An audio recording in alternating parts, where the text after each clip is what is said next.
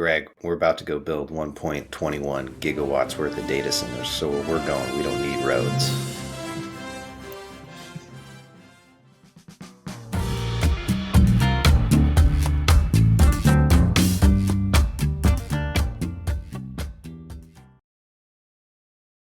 Hi, everyone.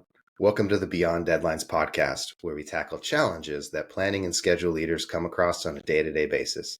My name is Micah Piippo, and I'm a scheduling manager for Intel. My name's Greg Lawton. I'm the CEO of an AI schedule management company called Nodes and Links. Each podcast is designed to give you strategies and tactics that you can use on a daily basis. Today, Greg is on the hot seat, and he is acting as a senior scheduler for a hyperscale data center company. He has a bunch of great ideas about how to accelerate the projects at a company level, and he needs to focus on execution. Greg, how do you get the job done? Well, I think for the audience, why don't we define what a hyperscaler is?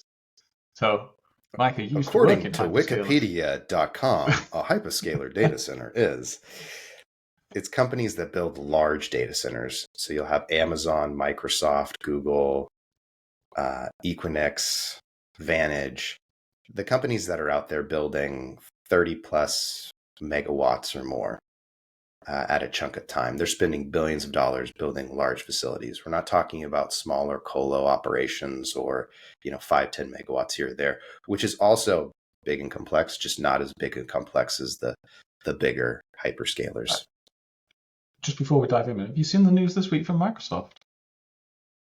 They've announced a potential Stargate project, which is a single data center worth $100 billion US. Like, yeah, that's the one we brought up on the. It was either last week or 2 weeks ago on the Random Show. Yeah, that was they were kind of kicking. It wasn't. They hadn't officially announced it yet, but I know. Well, more news has been coming. More news has been coming out, and for all the listeners here, you can see how much sleep Micah and I get with the children we have. Memory only lasts a week. This is wild because I was talking with an individual the other day, and it hit me when we were talking about it that the amount of money being spent on advanced manufacturing and data centers is absolutely wild right now. And it will continue for 3 to 4 or 5 years, most likely, at an unprecedented pace.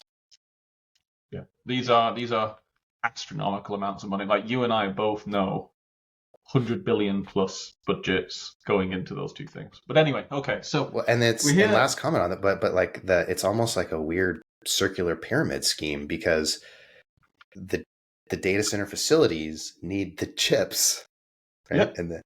And so like you need to build the buildings to make the chips to power the data centers, and then you need to build all the support for all of it, and it ends up being lots of money in construction. All right, senior scheduler Greg, let's get on with it. How are you going to fix my projects? Okay, let's just clear the most obvious ones off. Do I have good data? For this example, let's say you have some pretty solid data. Cool. And how far into the project am I? Do I have actuals, or is this like an early upfront one? This is a data center company. They're going to be building data centers for the next 10 years, and your ideas need to resonate at a program level. So while you can use some project-specific examples, fixing one project is nice. Being able to apply that across a portfolio of projects is where you want to hit. Okay. And are the builds relatively the same design? Like, is it the same scope of work, or are we talking, they're building one vertically in the Alps and one horizontally across the ocean? Like, are they building generally the same thing? It's generally the same thing, but to meet the demands of AI, they're having to change their designs enough to where at a certain point in time, it is a bit different. A lot of AI designs require a lot more cooling these days. The chips are running hotter, so it's going to change the designs of the factory. I don't know if you saw, NVIDIA's released a couple. I'm totally forgetting the name of them. They're these boxes that have like a gazillion GPUs in them. They need a ton of cooling. Yeah. So Okay, I would say at well, the rack level and different things, you're going to have different cool, but generally, it's concrete, steel, generators, all that good stuff. yeah, I was thinking the core infrastructure of the actual building itself, the ventilations, the concrete, the power. Yeah, you might have bigger wires, etc., and more transformers, but it's generally the same thing. It's just that at the actual rack. And for everyone listening to this, a data center is basically a rack. So think of something that's about 2 meters tall, about a meter wide, just full of processors and storage, and then multiply that about 1,000 times, just lined up. Okay. Right. So I've got good data. Let's say that I'm targeting portfolio level stuff. The scope's the same until we get to the rack level. Do we have a good test and commission plan, or is that shaky?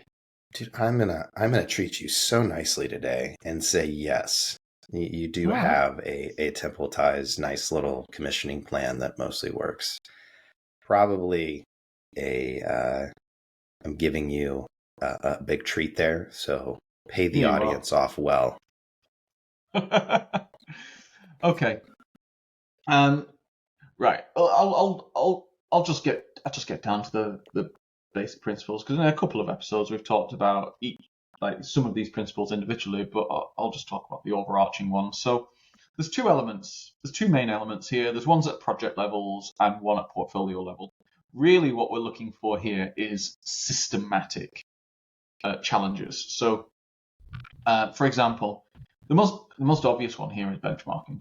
So, can we use elements of the projects that we've done in the past to help us improve on those projects and perform better on other projects across the patch?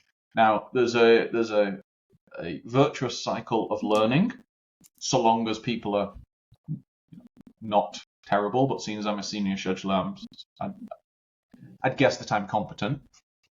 And essentially, that virtuous cycle is that you spot an issue, you calculate if that issue is a problem. Issues and problems are not the same thing. So, I could have an issue that someone might deliver a day late, but if there's no tasks after, there's no dependencies, I've got loads of float, whatever, it's not a problem. For the things that are problems, I then need to send in a team or myself to go and find out why things changed and whether or not it was a risk event, a one-off, a systematic thing because of process, like they just didn't have enough tools in the shop. And I'm like, okay, well, that's a big problem. You then create a business case and go and fix it, and then you measure again. You could slice that in half and say the top end is the PMO, so that me, the scheduler, figuring out what's gone wrong, and then you give it to a project manager and they go fix it, and then I measure it again. And then across that patch, so you've got the 5 components of predictability, and predictability is acceleration in projects. You have to be predictable, and then the more predictable you are, the more you can accelerate. And the 5 elements are obviously the scope of work and the build strategy. The easiest way to accelerate a project, build less stuff. But that's where everyone starts. I'm actually going to be contrarian today, Micah, and start in the opposite direction. Okay? I'm going to start on uncertainty and risk. So I'd look for variance in task durations and individual risk events that have actioned, and see if there's learnings that, are they context specific or are they systematic? And the way to analyze if they're systematic is to do the analysis across all programs in the portfolio. And if the trends look very, very similar, you probably got systematic issues there.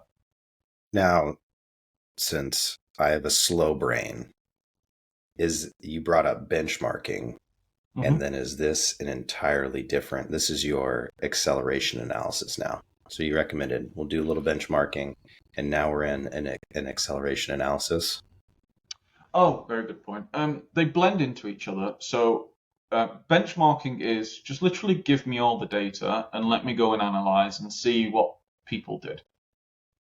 Then what I need to do is go, okay, well, did certain projects behave similarly?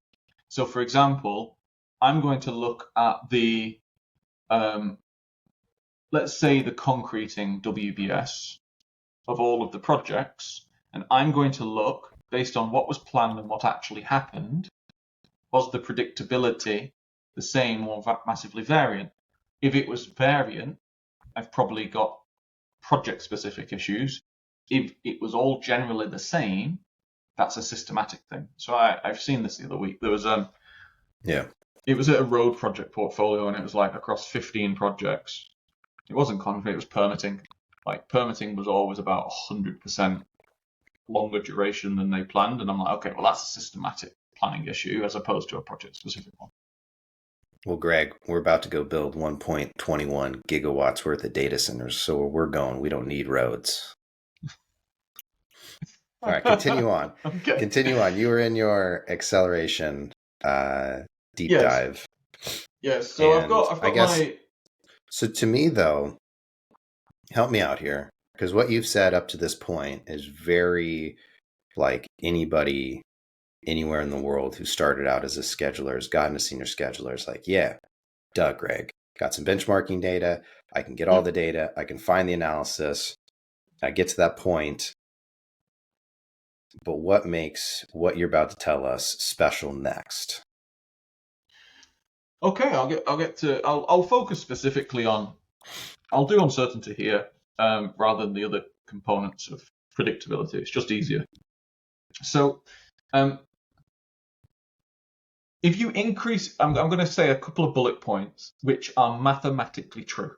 So I'm taking the contrarian view here. Is I'm looking at projects as mathematical equations, not building stuff. And if you look at it as mathematical equations, things are either true or they're not true.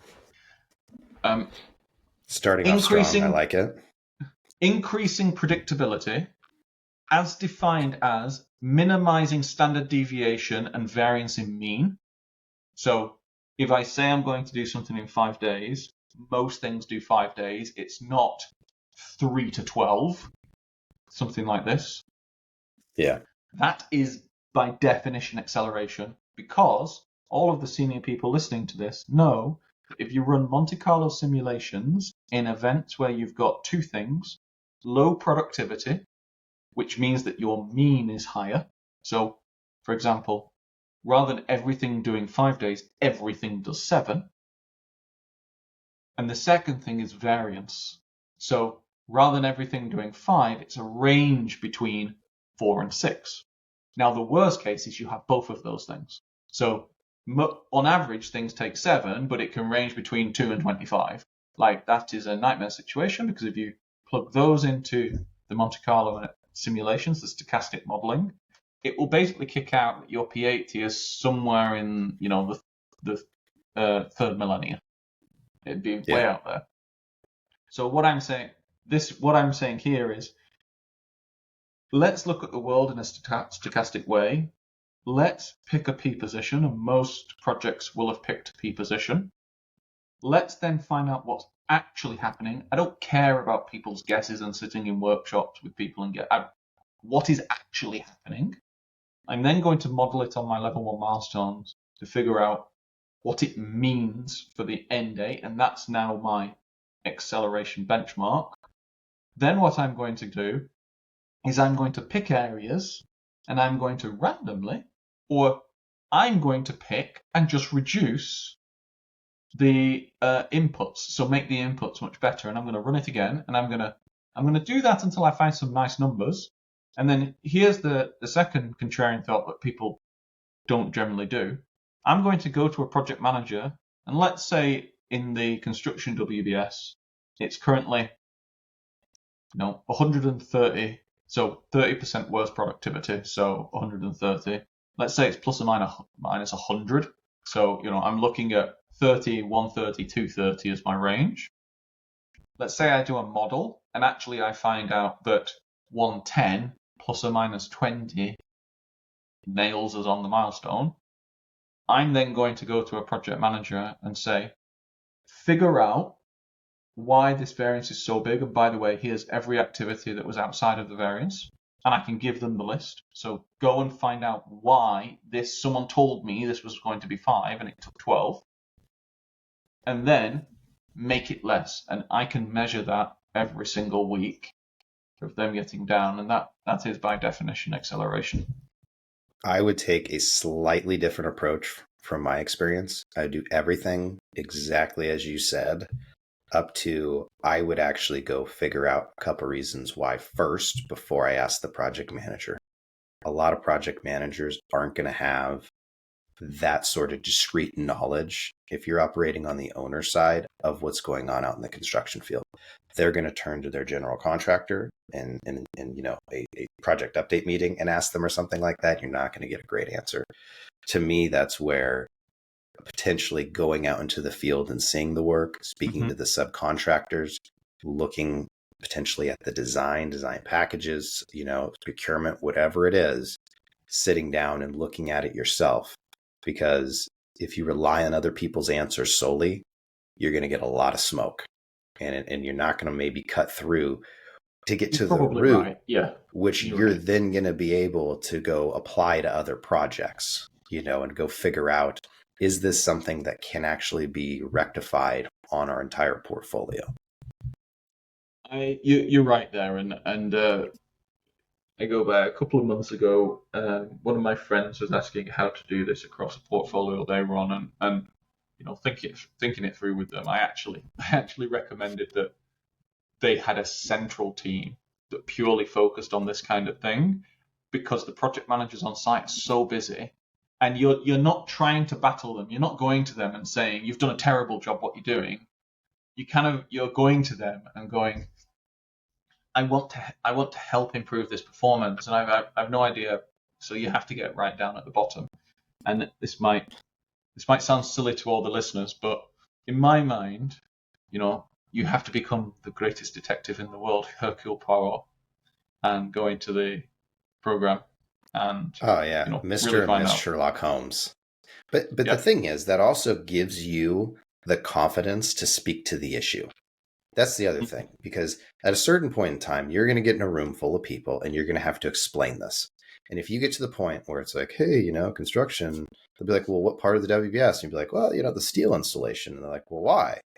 And then you're going to rely on someone's potential secondhand information to then make a programmatic change that will, have massive impact overall. You want to be certain of it. And to me, that would be, being Mr. and Miss Sherlock's home and really diving into the details of it. I'll give everyone an example here as well, just to make this real, because we're talking quite esoterically.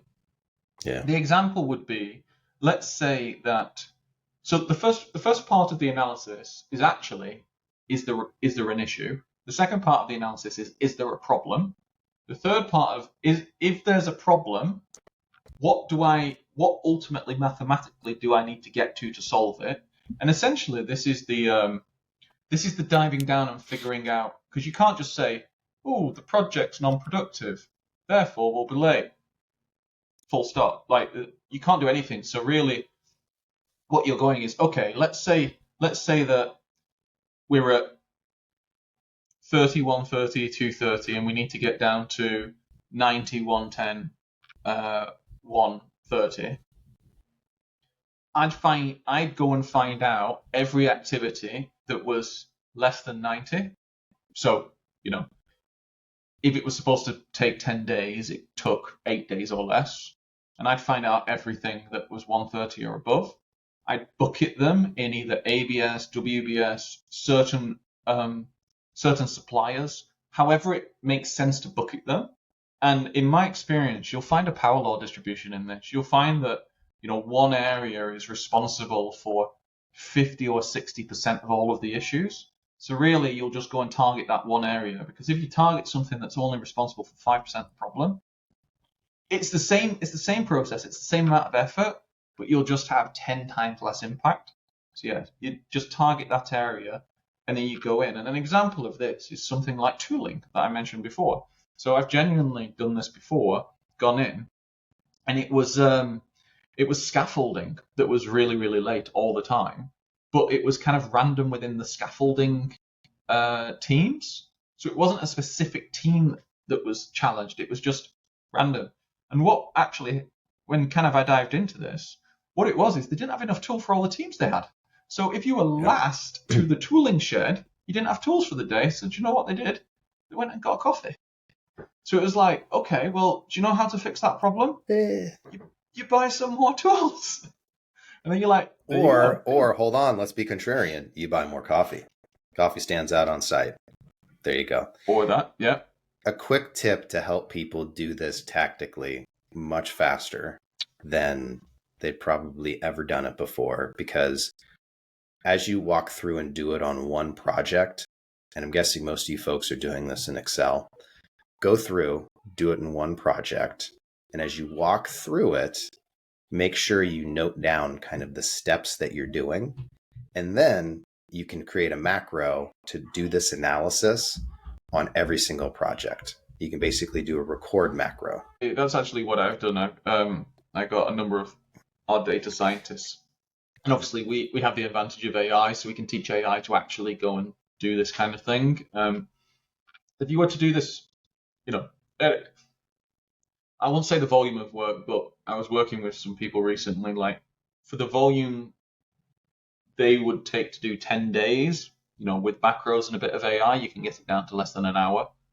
But obviously you have to be a senior scheduler and know what you're doing to be able to instruct the AI and check the work. So then the next tip, and I'm battling a screaming child outside my window, so we'll see where this goes. The next tip would be you can actually ask ChatGPT to create the macro for you, and you don't have to actually provide your company's data. You just provide the assumed headings that will be in your spreadsheet, which won't be proprietary. It'll be like activity ID, activity, name, activity start, activity finish. And then I want you to go through and look for these sorts of different duration increases. And then that way, if you do that, you can crush through these analysis so much faster. And then you write, I want a button in Microsoft Excel for when I drop in my export out of P6 for you to run that analysis like that. Just remember to make sure two things. One is that you have calendar adjusted durations. So, if something was supposed to take 5 and it took 9, you'll need to drop out. Well, actually, was that 9 over the weekend and you're not working over weekends? So you'll just need to make sure you have calendar adjusted. And the second is, in my experience, it's best to do normalization. So let's say you've got 1,000 activities. You need to be able to normalize them to create the averages and the standard deviations. And what I mean by that is there's a big difference between a 1-day activity being 1 day late and a 10-day activity being 1 day late. Because if you do percentages, one is 100, one is... So essentially to normalize them, I just normalize them against their baseline duration. So for example, I normalize them against all over durations, and then add them up. But this isn't too complicated. It's more just making sure that you do maths properly. Well, for me particularly, and maybe a couple other listeners out there, math is hard. True. I'm very sorry.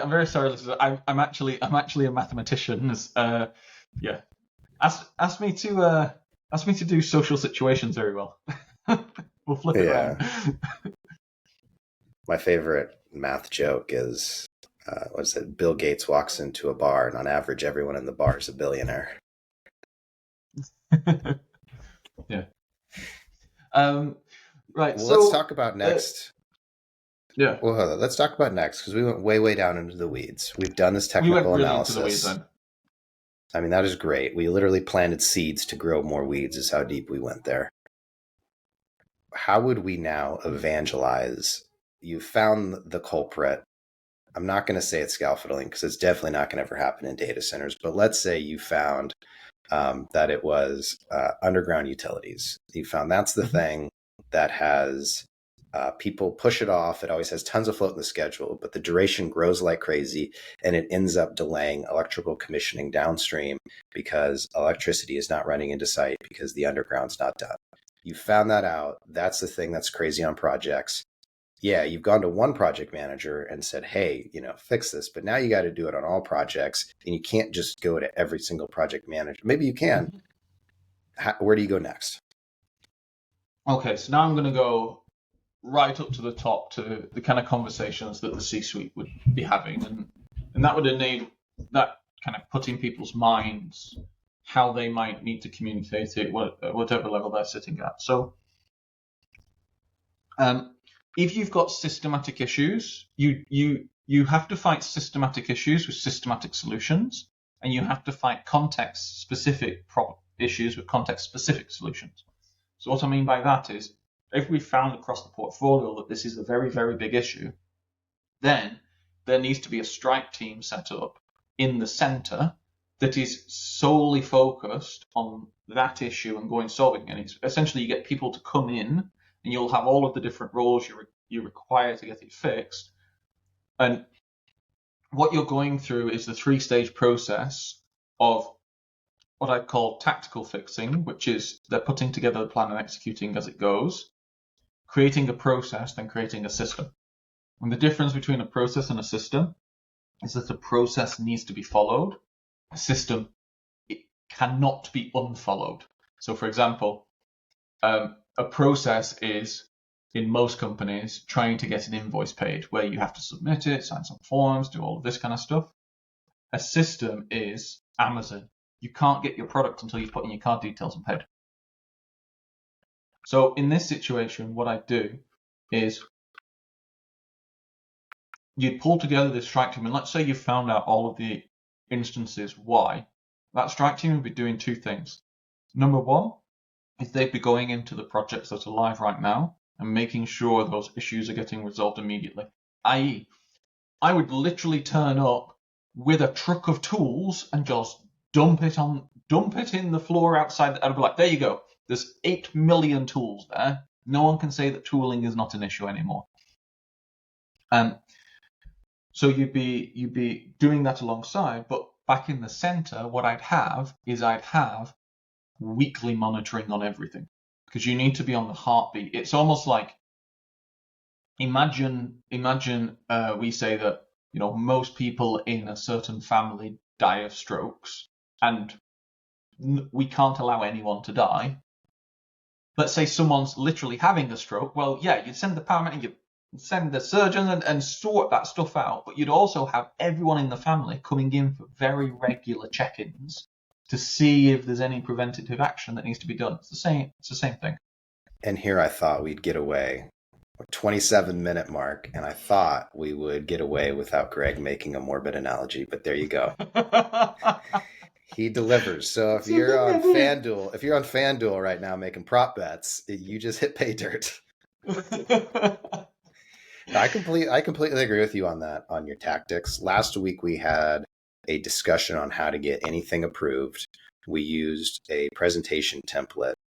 You could take that template right now, go do your data analysis, come up with that, that's the problem.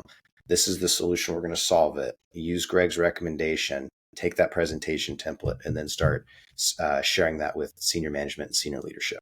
So we've provided you a vehicle to go do that with. If you're interested, I'll share the link to the template presentation, completely free.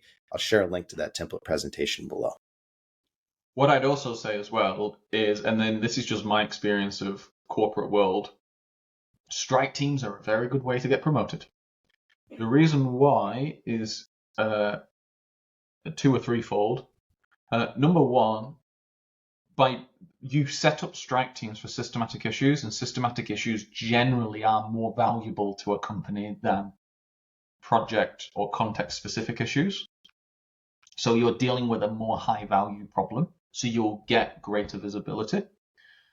The second thing as well is they're very quick. So you can show immense value to the business, and they're generally measurable. So quick and measurable. You can show immense value to the business very, very quickly. Number 3 is you're pulling together multiple different functions and multiple people from across the business. So you'll get a lot more transparency than you otherwise will do, and you'll show competencies like forming teams, so storming, forming, norming, etc. You'll show these competencies, which is very much what big corporates interview for.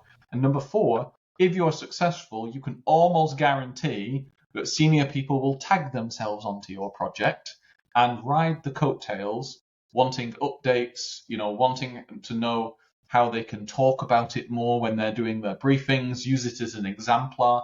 And when you've got senior people using you as an exemplar, they can't in the same breath not promote you. I'm being very dry and to the point with those, but Micah, tell me I'm wrong. You're completely right. 100% right. That is by definition what gets you promoted at companies like Google. And it'll get you promoted pretty much at any other company. That kind of bringing together a team, leading it, showing value, showing immediate value, showing long-term value, going in and immediately helping fix projects, plus creating that systematic solution. It's all there. It's all wonderful. Well, folks, we are about out of time here. We really appreciate you calling in today, listening. Calling? No, you just jumped on Spotify, YouTube, or any other podcast channel.